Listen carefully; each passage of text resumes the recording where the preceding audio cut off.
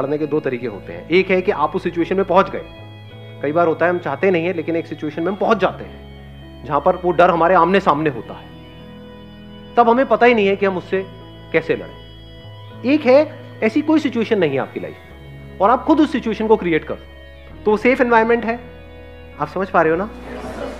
एक है आपको पानी से डर लगता है, तो एक है कि जब बाढ़ आ गई है या कहीं पे डूब रहे हो तब तैरना सीख रहे हो।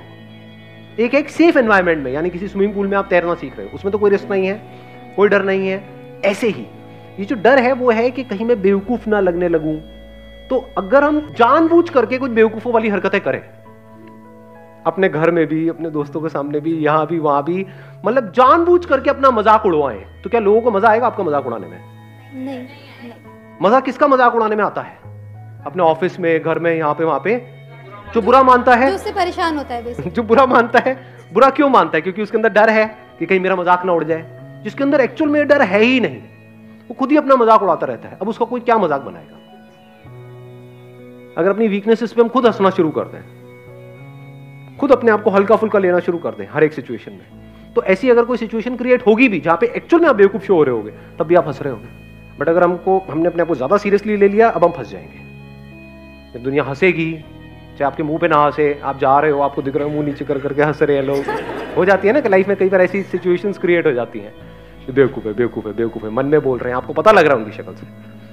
तो अगर आपको पता है कि हाँ मैं बेवकूफ भी हूं, सिर्फ बेवकूफ ही हूं नहीं, भी हूं, दोनों में बड़ा फर्क है। कुछ लोगों का ये भी हो जाता है कि हाँ मैं तो बेवकूफ हूं, रोते रहो बेटा, मैं बेवकूफ भी हूं, तो कोई दिक्कत ही नहीं है। आंसर मिल गया आपको? हाँ।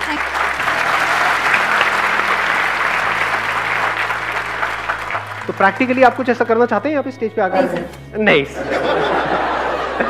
इतना नहीं है ना, ये सेफ एनवायरनमेंट नहीं है। लाखों लोग इस वीडियो को देखने वाले हैं।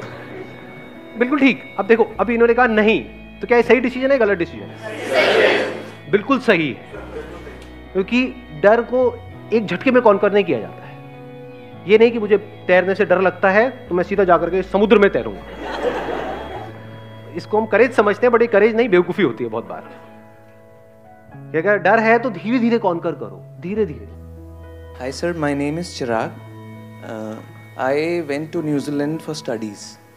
तो वहाँ से क्या हुआ कि 1.5 महीने तक मुझे कोई जॉब नहीं मिली।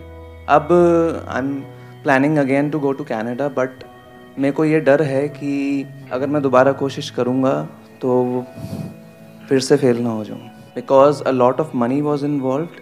फियर ऑफ फेलियर, इसको और अगर स्पेसिफिक किया जाए, fear of financial failure. Financial failures, past में आपने कुछ ऐसा किया जहां पे आपको फाइनेंशियल लॉस हुआ, अब आपके अंदर डर है कि मैं दोबारा उस काम को करूं या ना करूं। ये डर हमारे अंदर होना चाहिए, नहीं होना चाहिए?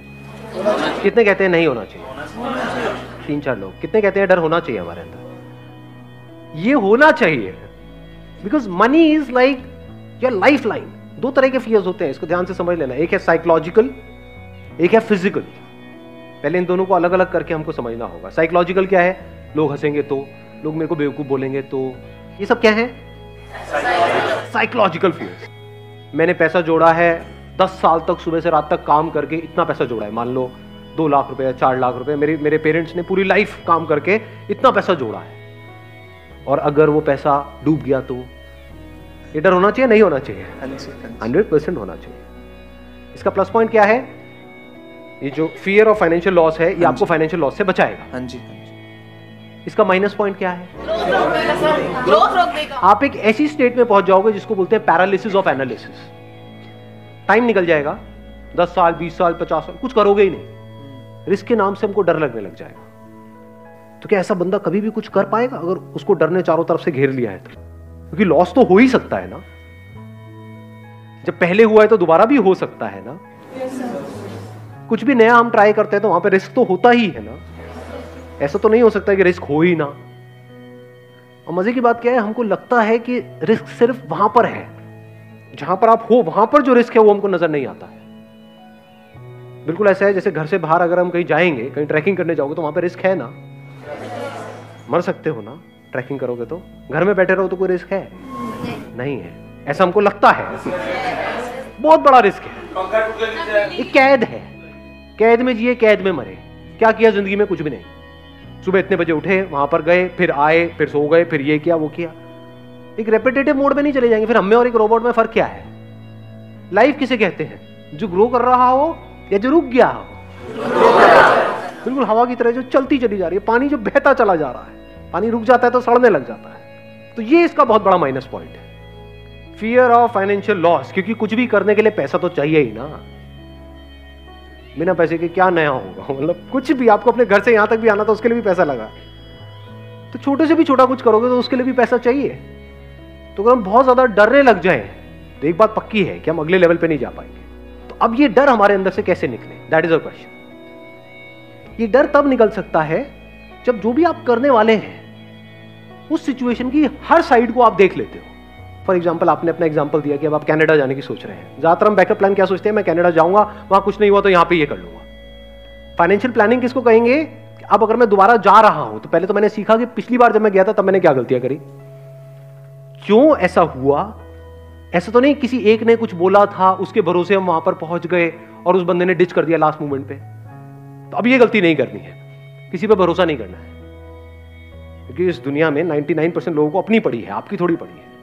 तो अब क्या यहां पे इस रिस्क को कैसे कवर किया जाए, या इस डर को अपने अंदर से पूरी तरह से कैसे निकाला जाए कि अब अगर मैं वहां जा रहा हूं तो जो भी आप सोच के जा रहे हो कनाडा, वो नहीं हुआ तो मैं क्या करूंगा? वापस आके नहीं, वहीं पे वहां गया, जाते ही 2 दिन के अंदर अंदर मैंने ये किया, इस पर्सन से मिला या ये इंटरव्यू दिया, ये किया। वो इंटरव्यू पहले से प्लान्ड है, 10 इंटरव्यूज पहले से प्लान्ड है, ये 10 में भी हर जगह ना हो गया। अब मैं क्या करूंगा? क्या वापस आ जाऊंगा?